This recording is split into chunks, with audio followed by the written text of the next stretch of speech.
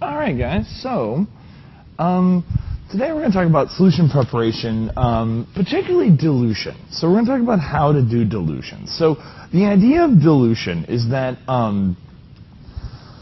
we can take, for example, just molarity is moles of solute per volume in liters, right?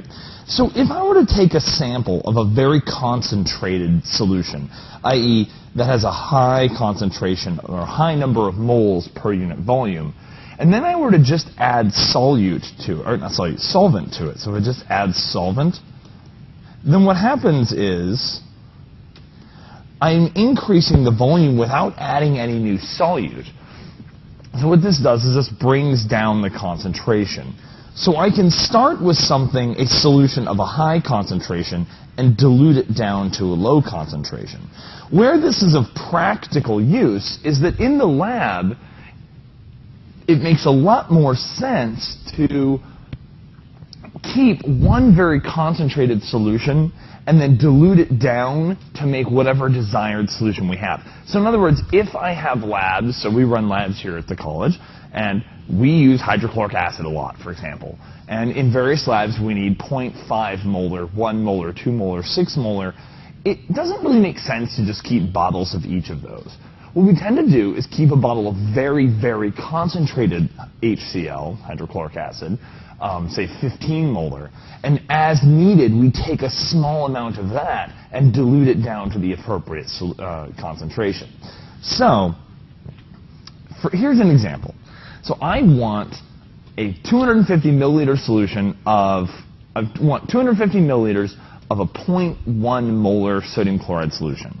So what I have is a 2 molar sodium chloride solution. So here's how I'm going to handle this. Think about it this way. I've got my stock solution. So the very concentrated stuff is called stock because it's usually in the stock room. So it's 2 molar. Now what I'm going to do is I've got this stock bottle, right? And I'm going to take some sample of it.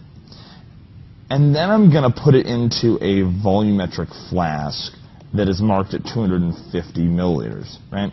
And then, so 250 milliliters is my final volume, and my final desired concentration is 0.1 molar, right? Well, here's the thing.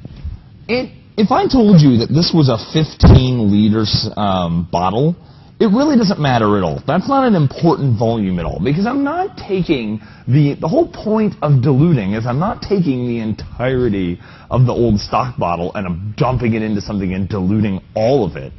I'm just going to take a small amount. So what I'm going to do is I'm going to take a small sample of my solution and then dilute it. Now, here's something that's important to know. At the end of this dilution process, over here in the diluted sample, right, over in the diluted sample, there's a certain, what makes the molarity what it is molarity is moles per unit volume. Now, here's the thing. Where did all of the moles of solute come from?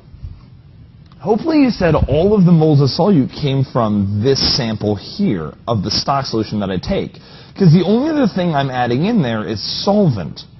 So it is true that the moles of solute in the concentrated sample that I use here, not here, right, in this sample that I actually take, that must equal the moles of solute in the diluted solution, right? So the little c and the little d are just to mark them as concentrated and diluted. Okay, I'm going to erase everything and then we'll continue. So remember that molarity is moles of solute over liters of solution. Okay. So what's key is that if you take the concentration times the volume in liters, you have the moles.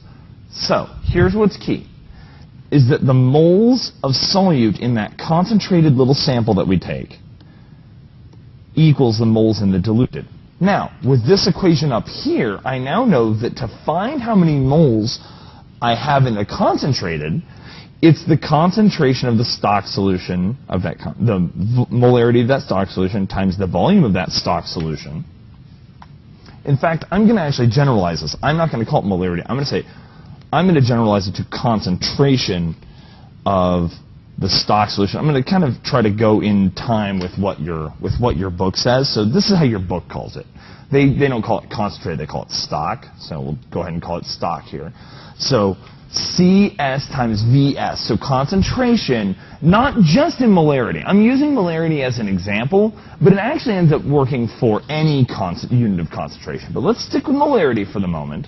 So I've got molarity times volume equals moles of the diluted, and it must be true that the concentration of the diluted times the volume of the diluted, the final at the end, must equal the moles. So if we cut out this middle bit here, what we have is really the equation that you want to be using for any time you have a dilution, which is the concentration of the stock times the volume of the stock equals concentration of the diluted times the volume of the diluted. Right?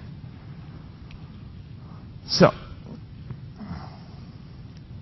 if you think of it in these terms, to figure out this problem that we have, I have 0.1 molar times 0.250 liters gives me 0.025 moles. Right? So I need 0.0250 moles from the 2 molar stock solution. So, right, we can set it up as a unit conversion. I'm going to show you how we can avoid this in a bit, but remember, treat molarity as a unit conversion. So, moles, NaCl down at the bottom, and liters of NaCl solution at the top.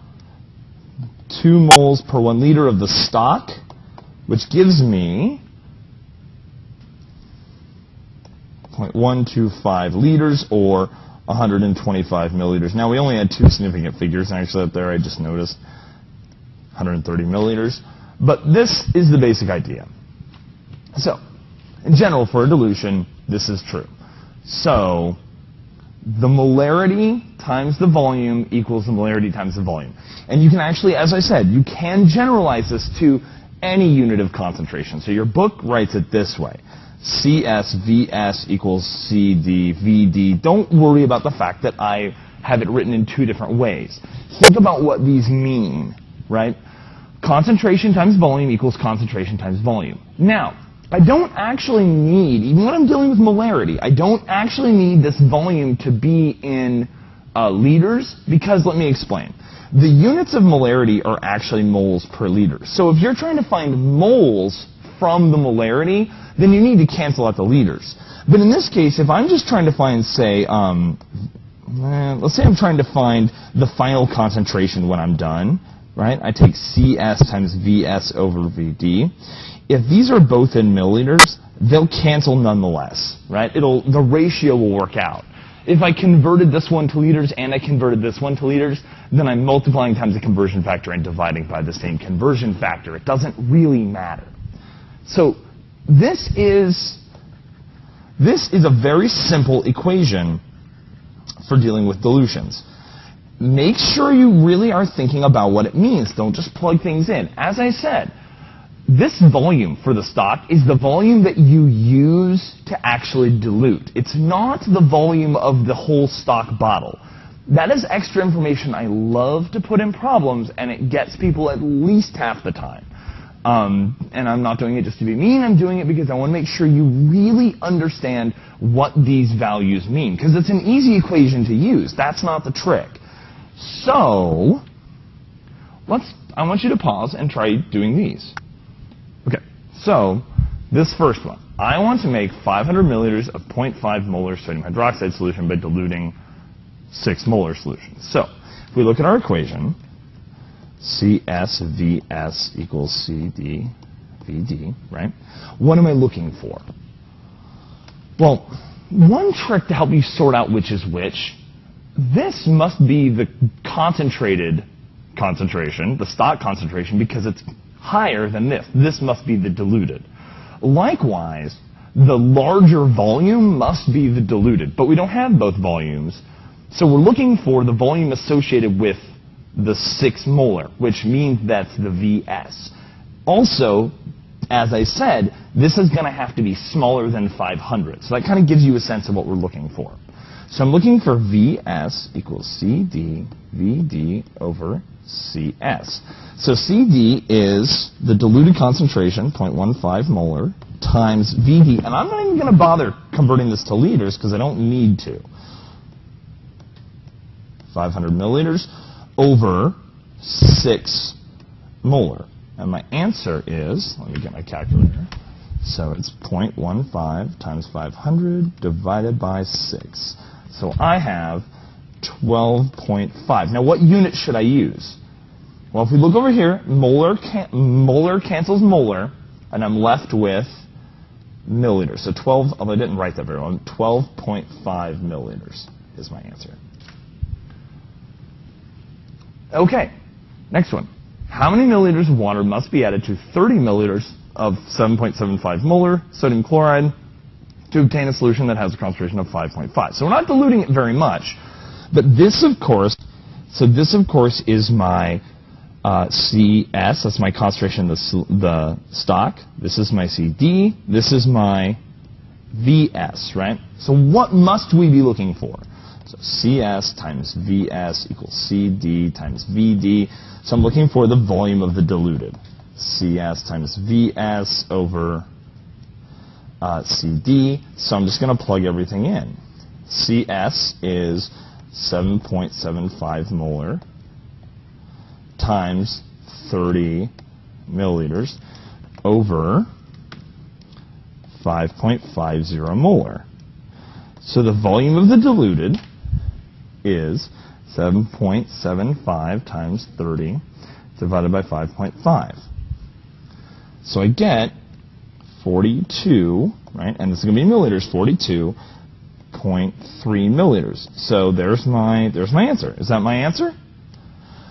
Hopefully you just said no. That is not my answer. This is where another thing where I'm talking about this. We have to think about what these things mean. So what is this? What is VD? It's the total volume of the diluted solution. What did I ask for? I asked for how many milliliters of water must be added. Not the final volume, but how much must be added. So if I am going to end up with 42.3 milliliters, and I had 30 milliliters to begin with, then the difference is how much I add, and it is 12.3 milliliters. Okay, hopefully that makes sense. Like I said, the equation itself is very easy. In fact, I will give you this equation. The trick is knowing when to use it and how to use it and what numbers go where.